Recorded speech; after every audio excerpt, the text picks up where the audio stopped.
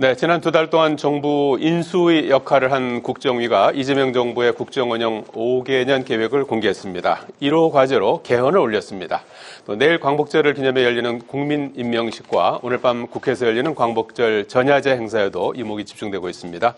직격토론 최진봉 성공회대 교수, 장성호 전 건국대 행정대학원장과 현안 살펴보겠습니다. 안녕하십니까? 네, 안녕하세요. 안녕하세요. 자, 어제 국정기획위원회가 국정과제 123개를 공개했습니다. 대국민 보고대회 형식으로 공개를 했는데 1호 과제로 개헌을 올렸습니다. 네. 저도 사실 조금 놀랐는데요. 보통 이제 개헌은 정권 초기에는 보통 하다가도 사실은 좀 금기시되는 그런 과제인데 1호 과제로 그걸 올렸단 말이죠. 그래서 그 배경이 무엇인지 좀 설명을 해주시고, 우원식 국회의장도 사실은 개헌과 관련해서는 단계별로 하자는 입장 아니겠습니까? 그래서 이렇게 되면은 어떻게든 이제 개헌에 어떤 물꼬를 트지 않을까 싶기도 하고 그렇습니다. 그렇다면 내년 이제 6월 3일에 지방선거가 있지 않습니까? 그래서 그때쯤 가면은 뭐 여야가 이제 같이 이제 물론 이제 그 논의를 해야 되고 국민적 또 합의도 좀 끌어내야 되고 해서 이제 국민투표까지 가야 되는 그런 과정인데 어느 정도 좀 성과를 낼 수 있을지 그 전망까지 같이 곁들여서 말씀해 주시겠습니까? 일단 개헌은 이재명 대통령이 이미 여러 번 얘기했습니다. 그리고 개헌에서 찬성한다고 말씀을 하셨고요. 그래서 1호 과제는 개헌이 되는 게 뭐 저는 당연하다는 생각이 들고요. 다만 개헌 문제는 모든 걸 한꺼번에 하기가 상당히 어렵습니다. 네. 특히 권력구조 개편 문제는 여야가 첨예하게 부딪힐 수 있는 사안이기 때문에 그 문제가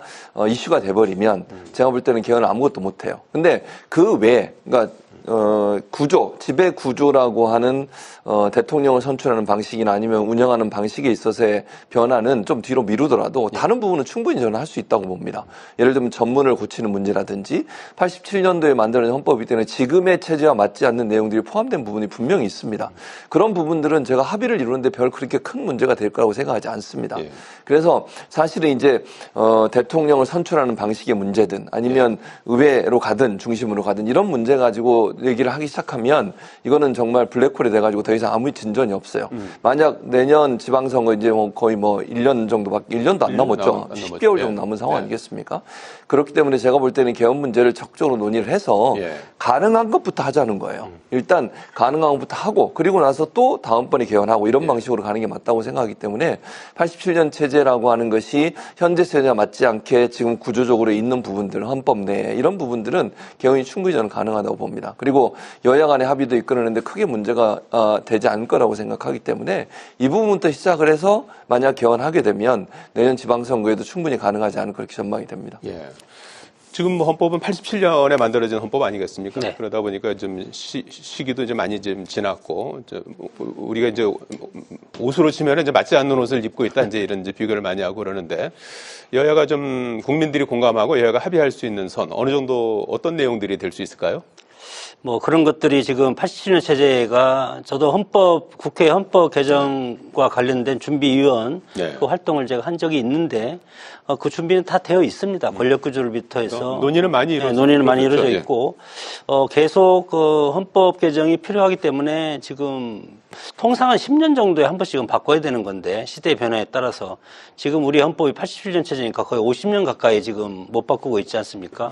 그렇기 때문에 뭐 문재인 정부, 이재명 정부, 그리고 윤석열 정부 이렇게 정부로 하는 것은 헌법이 개정돼야만이 공화국으로 바뀌기 때문에 지금 6공화국에 지금 머물러 있지 않습니까? 맞습니다. 이것이 이 변화하는 세계에 맞춘 7공화국 체제가 되는 것은 상당히 의미가 있고 그런 것은 역대 대통령마다 다 그렇게 한다고 했지만 일단 가장 발목을 잡힌 것은 뭐 서문에 있어서 여러 가지 뭐 3.1 운동이라든가 독립이라든가 그런 해방이냐 뭐 그런 것도 관점부터 해서 민주화 운동과 관련된 것 그리고 권력구조 개편이 상당히 예민하게 서로 대치가 돼 있어서 합의를 못한 것이고 저는 참 특별히 생각을 합니다. 이재명 정부가 국정과제 1호로서 개헌을 꼽았다는 것이 민생 안보 복지 사회통합 이런 것이 저는 훨씬 더 중요한 시점인데 왜 하필 개헌일까? 그렇게 상당히 국민의힘에서 지금 주장하는 것도 마찬가지로 이재명 정부, 이재명 대통령이 연임제 개헌을 해놓고, 뭐, 예를 들어서 장기적으로 집권하려고 하는 그런 의도가 있다는 그런 비판도 많이 하고 있지 않습니까? 권력구조 개편이 아니라는 어떤 그런 단서가 있다면 예.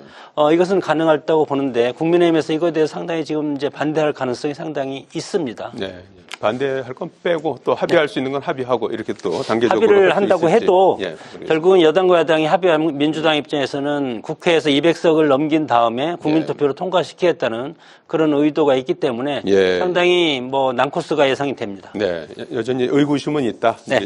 이런 말씀이신 것 같고, 네, 광복절인 내일 저녁에 이재명 대통령 국민 임명식이 예정돼 있습니다. 이재명 대통령이 21대 대통령으로 이제 선출이 됐는데 이 보궐선거로 이렇게 이제 치러지지 않았습니까? 그래서 지난번에 이제 그 투표한 다음 날 6월 4일에 국회에서 취임 선서 형식으로 약식으로 사실 취임을 했죠.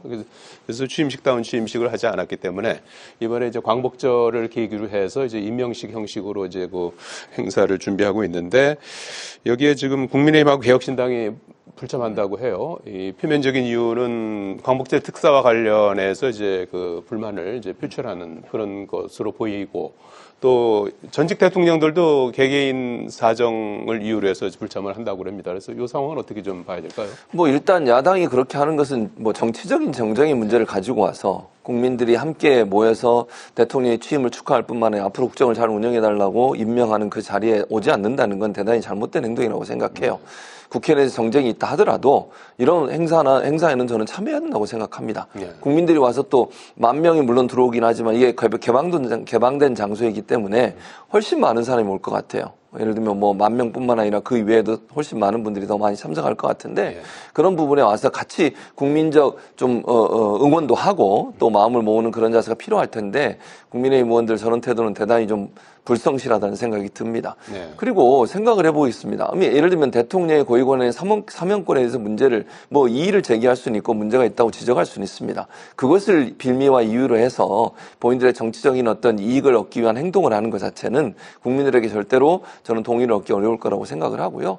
전직 대통령들도 마찬가지입니다. 뭐 무슨 이유인지 모르겠지만 개인적 사정이라고 얘기하니까요. 네. 그러나 전직 대통령을 예우해서 초청하고 그것도 뭐 진보 진영뿐만 아니라 보수 진영의 대통령을 했던 분들도 다 초청을 했잖아요.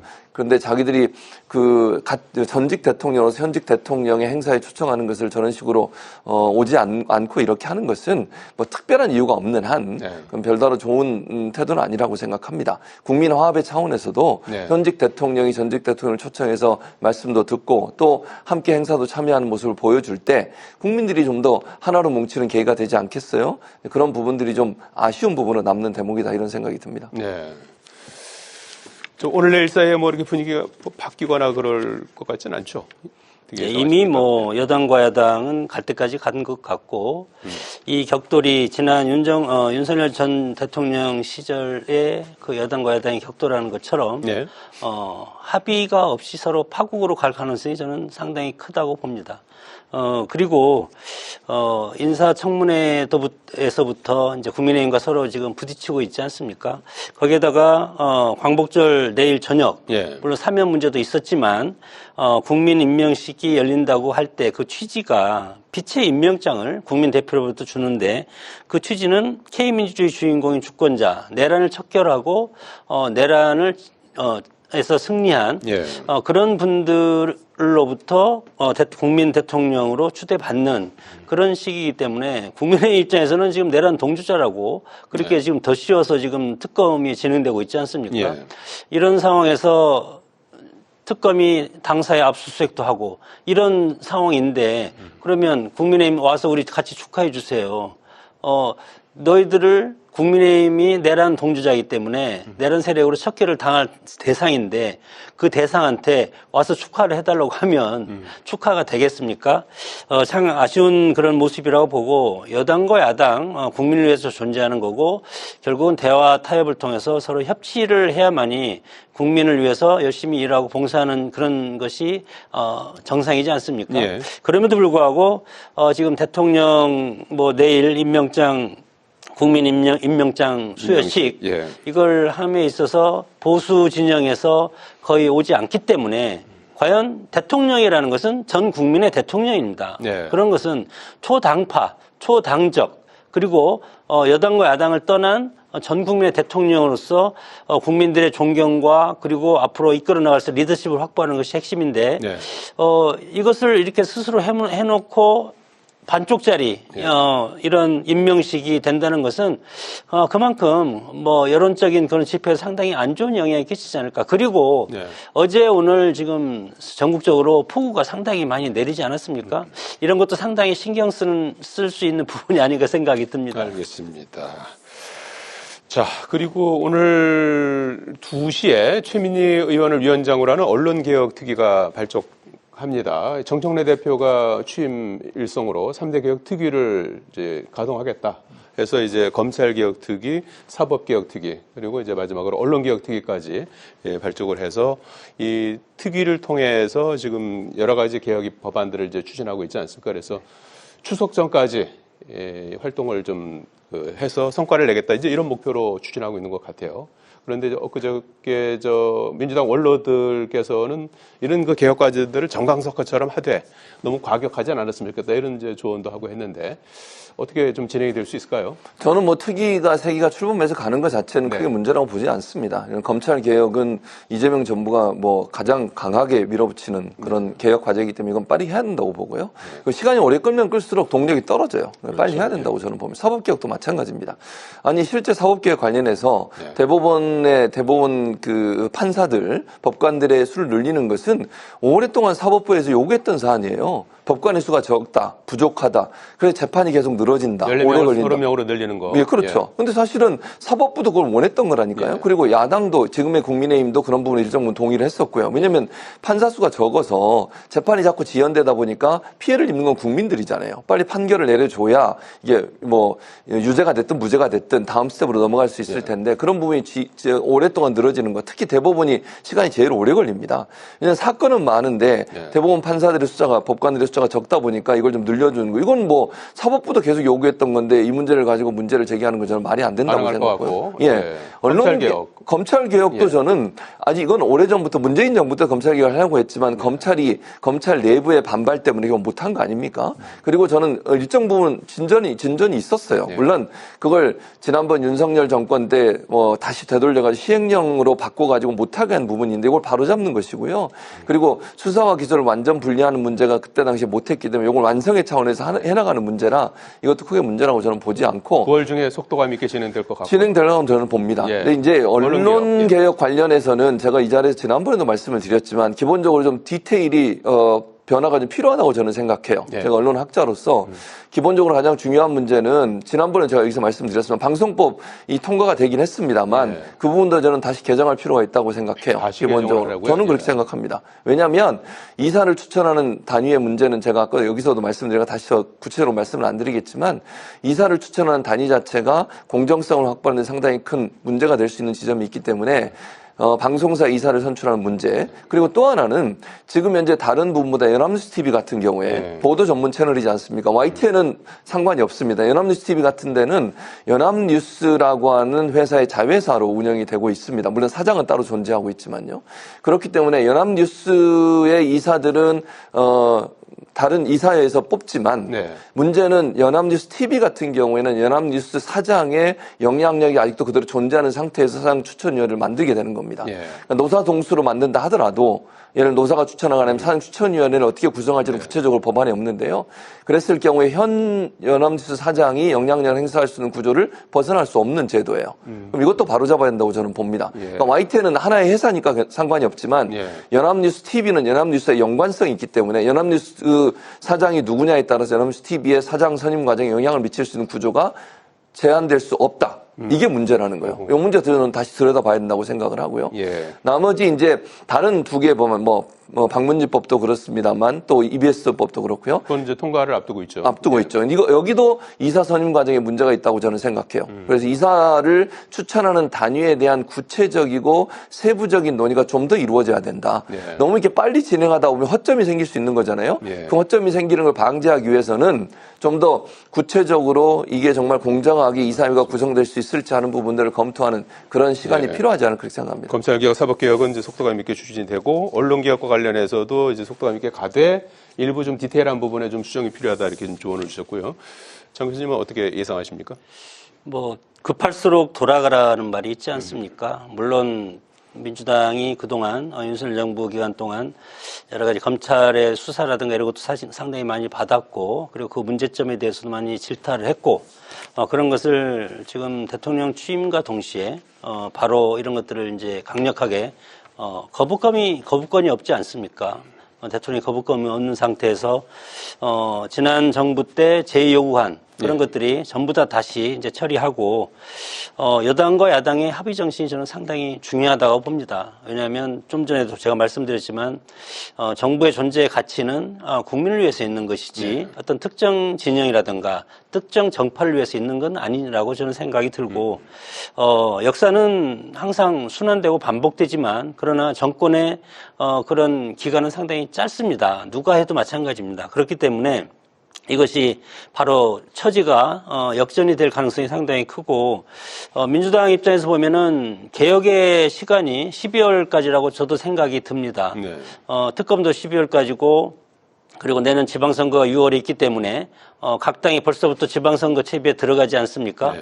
이런 차원에서 봤을 때 이런 개혁 입법이라는 것은 집권 후 3개월 동안 이것을 처리하지 못하면 그다음에 처리하지 못하는데, 또 두 가지가 있습니다. 하나는 이제 지방선거 문제가 있고, 또 하나는 이재명 대통령의 지지율 추이입니다. 만약에 이재명 대표의 지지율 추이가 8월이 지나서 9월 초까지 정기국회가 있지 않습니까? 정기국회라는 것은 야당이 존재감을 상당히 부각하는 시기이기 때문에 정기국회 전까지 50%가 무너진다면 개혁 동력이 상당히 떨어질 가능성이 있기 때문에 정청래 신임 당대표도 마찬가지로 그것을 우려하고 있고, 지금 지지율이 그래도 55% 정도 뭐 이 정도 있을 때 개혁을 강력하게 추진해서 그다음에 비판을 받을 건 받고 그렇게 하겠다고 끝내겠다고 하는 건데, 그것이 과연 쉽게 될지 그것은 모르겠습니다. 알겠습니다. 3대 개혁, 검찰 언론 사법 개혁 상황이 앞으로 상당히 또 뜨거운 쟁점이 될 수 있을 것 같습니다. 자, 김건희 특검팀이 김건희 여사를 구속한 데 이어서 수사에 상당히 속도를 내고 있는 그런 모습입니다. 어제는 통일교 신도들 당원 가입 의혹과 관련해서 국민의힘 당사를 압수수색을 했는데, 당원 명부를 좀 확인하려고 했는데 이제 당직자들이 막아서면서 결국은 무산 실패했죠. 그리고 계엄 해제 의결 방해 의혹과 관련해서 또 지도부에 대한 수사 계속해서 진행이 되고 있는 상황인데, 이 수사 상황은 어떻게 봐야 될까요? 저는 국민의힘이 이거를 무슨 야당 탄압이라고 얘기를 자꾸 하던데요. 이게 그럼 사법부가 야당 탄압하라고 압수수색 영장 내줬습니까? 사법부 판사가 야당 탄압하라고 압수수색 영장을 내줬냐고요. 정당하게 사법부에서 발부한 압수수색 영장의 집행을 방해하는 건 법의 집행을 방해하는 겁니다. 이게 어떻게 야당 탄압입니까? 압수수색 영장이 없거나 법원이 발부한 영장이 없는 상태에서 들어가서 보겠다고 하면 그게 문제가 될 수 있지만, 정당하게 사법부가 판단을 내려서 영장을 발부했고 법적 절차에 따라서 집행을 하러 간 겁니다. 그게 어떻게 불법이고 어떻게 야당 탄압입니까? 그럼 그렇게 얘기하려면 사법부가 야당 탄압을 한다고 얘기를 해야 돼요. 민주당이나 이재명 정부가 아니라. 그렇게 말하는 게 맞지 않습니까?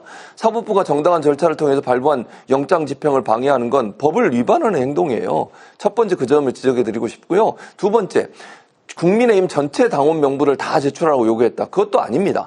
특검의 발표에 따르면 특정 시기, 특정 기간 동안 권성동 지금 전 원내대표가 당대표로 출마를 고려했던 시기, 왜냐하면 그 시기에 통일교 신자들이 많이 가입을 했다는 의혹이 생긴 거 아닙니까? 그 시기권만 보자는 거였고요. 협조를 요청한 거였습니다. 무슨 들어가서 하는 것 같다면 전산 자료의 일부를 좀 요청해서 받겠다는 요구였어요. 그것마저도 명부 전체를 요구했다고 호도를 하고, 또 뭐 전체를 다 보여줄 수 없다고 얘기를 하고 야당 탄압이라고 얘기하고, 이게 저는 말이 안 된다고 생각하고, 예전에 민주당사 윤석열 정부 때 그 검찰이 간 적이 있었지 않습니까? 그때는 왜 협조 안 하냐고 그렇게 공격을 해대더니, 이제는 자기들이 압수수색 영장 집행을 방해하니까 이제는 야당 탄압을 요구하는 저 내로남불의 모습이 국민들이 볼 때 국민의힘이 과연 공정한가, 이런 부분에 대한 의문을 제기할 것 같습니다. 김문수 당대표 후보는 무기한 농성을 하고 있어요. 야당 탄압이다 이렇게 주장을 하고 있는 상황인데요. 어제 대전, 충청, 호남, 전라 지금 전당대회 열지 않습니까? 대전 그걸 끝나고 올라와서 밤 11시 30분부터 국민의힘 당사 1층 로비에서 지금 무기한 항의 농성 예. 하고 있고 거기에는 지금 전대에 나온 최고위원 그리고 청년 최고위원 후보자들 같이 지금 하고 있습니다. 예.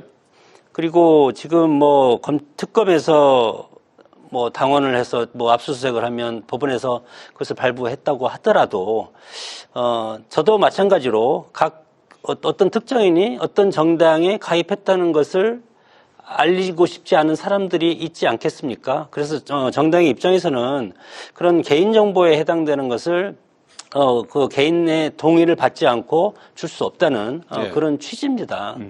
그렇기 때문에 이것에 대해서 뭐 과거에도 뭐 2006년에도 노무현 정부에서 한나라당 압수수색 그때도 있었습니다. 뭐 또 다른 정당도 새천년민주당도 과거에 그런 압수수색하는 전례가 있었지만 압수수색뿐만 아니고 네. 무슨 체포영장을 발부하더라도 과거에는 정말 못 들어오게 막았습니다. 그런데 지금은 그것이 이제 상당히 이제 완화가 돼서 네. 법치에 실현하는 증거로서 이제 상당히 좋지만 그럼에도 불구하고 지금 뭐 500만 당원 전체를 달라는 건 아니지만 특정 구간을 통해서 한다 하더라도 이것을 준다는 것은 국민의힘을 믿고 입당한 입당자들에 대한 개인적인 그런 개인 정보에 대한 것을 누설이기 때문에 그것은 정당으로 살 수 없다는 것이고 입당 원서에 보면은 종교란이 없습니다. 그러면 홍길동 딱 뽑아 보면 홍길동 종교 그게 없는데 예. 왜 이것을 뺏어가려고 하는 건지 나는 이해가 되지 않고 예.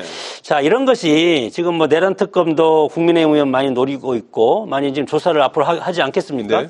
그리고 김건희 특검도 마찬가지로 선거법 관련해서 많이 하고 있기 때문에 이런 것이 저는 개헌과 연계되는 야당의 어떤 그 개헌 저지선 그런 것도 상당히 위협할 수 있는 부분이기 때문에 예. 국민의힘에서는 이것을 막고자 하는 초반부터 막고자 하는 그런 의지가 강하다고 해석이 됩니다. 예. 이래저래 상당히 이제 어수선한 그런 상황 속에서 네. 이제 전당대회 뭐 일주일 앞으로 다가왔습니다. 어떻게 돼가는 겁니까? 네, 오늘 뭐 수도권 그것은 이거 특검 수사 압수수색 이런 네. 것과 관련해서 지금 킨텍스에서 하지 못하고 지금 유튜브로만 하고 있습니다. 이유는 뭐 수혜하고 수혜하고 두 가지 요건입니다. 예, 예. 두 가지 요건이 되고 있고 예. 그리고 22일 날 청주 오스크에서 그렇죠. 예. 전당대회를 하는데 예. 그것도 지금 이 당 상황을 봐가면서 ALS로 하고 전당대회는 생략하고 당대표를 발표하고 최고위원 발표하고 청년 최고 발표하고 끝날 가능성도 있는데 그것은 예. 앞으로 추이를 봐야 될 것 같습니다. 그 가능성은 지금 뭐 구체적으로 논의가 되고 있는 내용인가요? 아니 그건 아니고 제가 지금 뭐 아직까지는 예상컨대 예 그런 거기까지는 가능성이 아직까지는 이제 뭐 논의되고 있는 건 아닙니다. 알겠습니다. 여기까지 듣겠습니다. 고맙습니다.